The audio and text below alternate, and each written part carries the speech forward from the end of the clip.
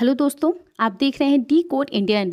तो यहाँ पे रिजर्व बैंक ऑफ इंडिया के द्वारा हमारे देश में जो वन टाइम सेटलमेंट को लेकर के नियम हैं उसमें कुछ बदलाव लाए गए हैं। और नए बदलाव के तहत अब जो अर्बन कोऑपरेटिव बैंक्स हैं उनको भी ओटीएस गाइडलाइंस के अंदर शामिल कर दिया गया है। तो इन सब के बारे में आज के इस वीडियो में हम बात करने वाले हैं। चलिए शुरू करते हैं। सबसे पहले तो यहाँ पे वन टाइम सेटलमेंट क्या होता है उसको हम जान लेते हैं। वन टाइम सेटलमेंट को कॉम्प्रोमाइज सेटलमेंट के नाम से भी जाना जाता है। एग्जैक्टली होता क्या है कि जब भी कोई व्यक्ति बैंक से लोन लेता है और वो डिफ़ॉल्ट कर जाता है, बैंक को वापस पैसा नहीं चुका पाता है, तो उस पैसे की रिकवरी के लिए बैंक वन टाइम सेटलमेंट का इस्तेमाल करती है। बैंक यहाँ पे एक वन टाइम सेटलमेंट अमाउंट तय करती है और बताती है बोरोवर को।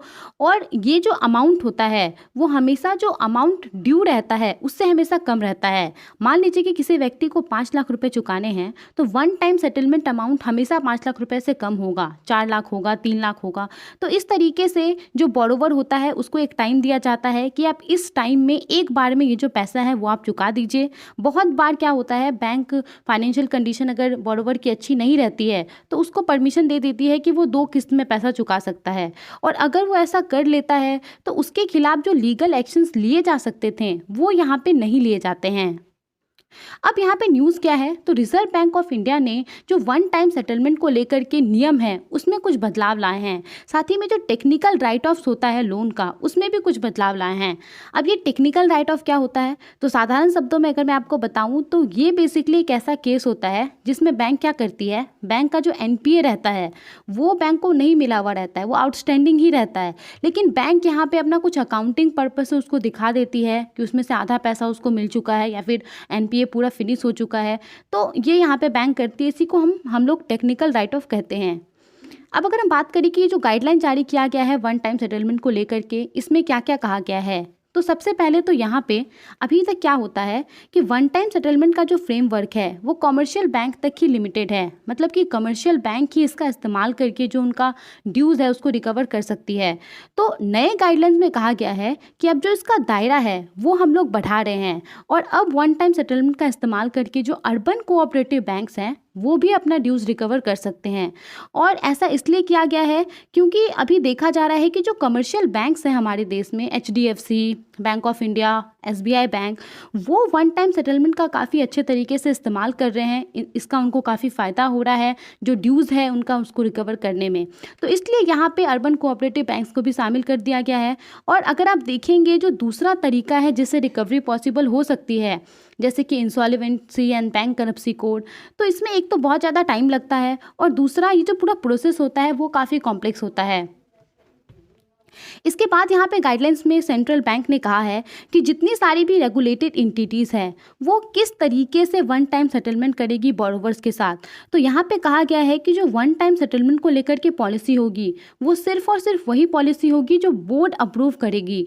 और इस पॉलिसी के अंदर कुछ ऐसे नियम भी होने चाहिए जिसमें कि जो स्टाफ रहेगा उसको अकाउंटेबल बनाया जा सकेगा। इसके बाद यहाँ पे आगे कहा गया है कि सेटलमेंट पॉलिसी के अंदर एक परमिसिबल सेक्रीफाइस होना चाहिए अलग अलग कैटेगरी के लोन के लिए।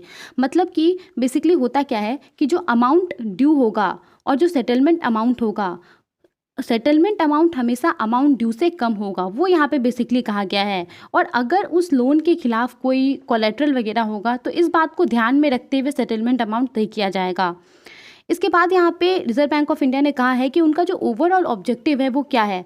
ओवरऑल ऑब्जेक्टिव है कि कम से कम खर्च उठा करके बैंक ज़्यादा से ज़्यादा पैसा अपना रिकवर कर सके।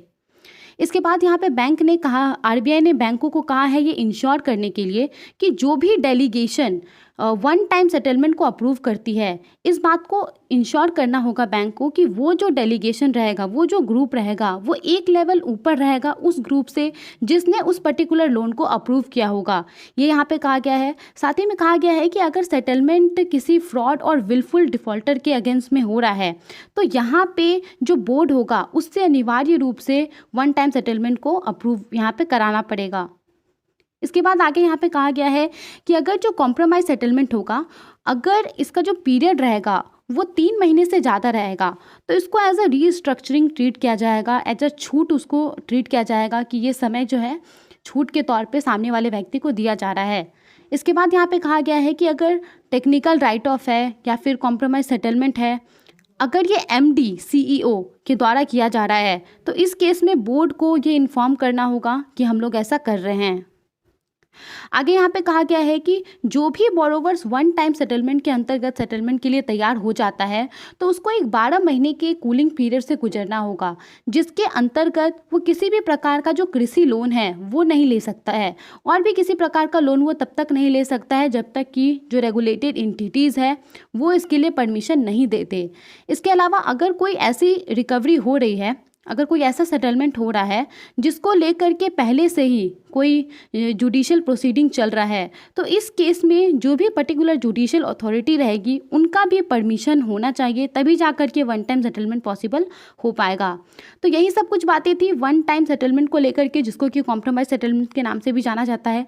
आई होप आपको ये सभी बातें समझ में आ गई होंगी। आप इसके बारे में क्या सोचते हैं, हमें अपना ओपिनियन ज़रूर बताएं।